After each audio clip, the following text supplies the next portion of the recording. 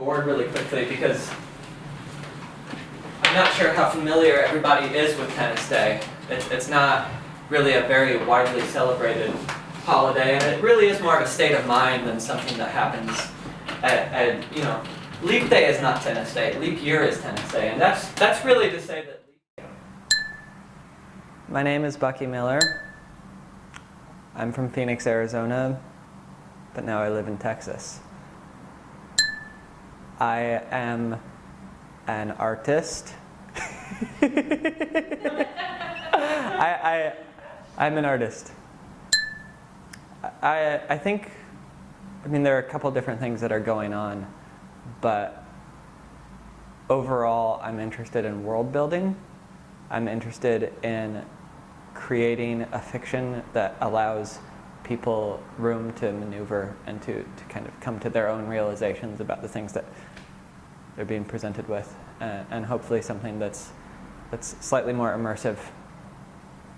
Well, I'm still making photographs, and I'm also now doing these other things, but I feel like the biggest connection between the two is that I was for a long time interested in photography as sort of a medium that had a lot of connections to forms of literature, and specifically for a while I was looking at poetry and the way that poetry functions and trying to make photographs that operated in a similar way.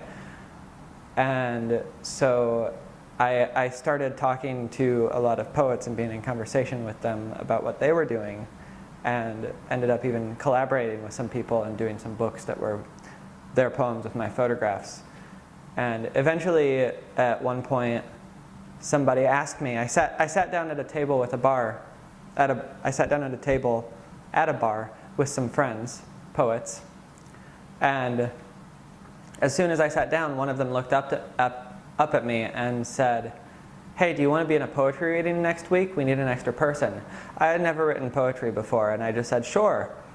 And then I went home and I wrote this thing that was kind of a poem, but not quite. And that was sort of the seed of this other sort of work that was more performative. I went to London a few months ago, and it just seemed like performance was a part of everybody's practice there. No matter what people were doing, they were also doing these performative pieces. And it's just, a lot of it came down to the fact that it was something that everyone could do. You don't have to have a studio, and you don't have to have materials to do that. And so I met some people there who were really inspiring, and it kind of pushed me back into wanting to do it more again. So the performance is called Leap Year is Tennis Day. Well, the name of the show is Leap Year is Tennis Day. The poem is called It is Tennis Day. And I structured this reading around the fact that it was Leap Day when I did it, and the idea that the 29th of February was not only Leap Day but also Tennis Day. It's kind of a fun, weird idea of a celebration because it's really vague. I've never played tennis. I have no connections to tennis whatsoever.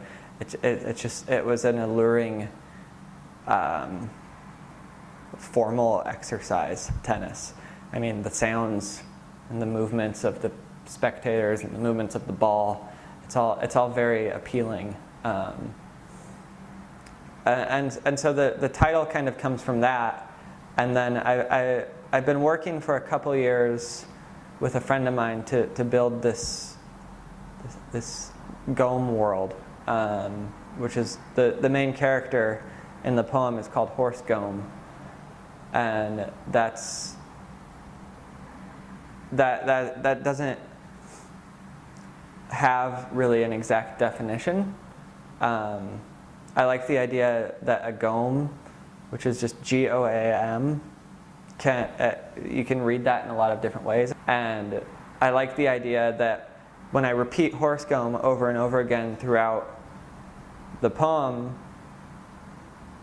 the listener can maybe come to their own conclusion about what that might look like. And I like that I can maybe, or not that I can, but that people can kind of generate that for themselves. I don't want to define it as like an actual thing. I wanted to show it at the Mom Gallery because it was a house. And it was a place where I felt like I could comfortably invite people in and tell them a story. You know, there's a couch, it's right here. And I had to bring in some non-domestic stuff to make it work the way I wanted it to work. And you know, there's a podium and a chalkboard. And that kind of, thinking about it now, I don't know. I mean, I like that. I like those things there, but I don't know if they really went with the whole house thing. But I do think that just having people into a house to talk and to read this thing was more reasonable than doing it at like more of a standard gallery type place. Like if I was going to do it again, I would hope to do it someplace like this, or even like in a lecture hall or something. Something that's more designed for talking than showing. First one, favorite medium. Sorry, I was doing this. Yeah, I couldn't hear you. Like, I don't think you heard that. My favorite medium is the thigh pat. You said favorite medium. Okay, sorry. Okay.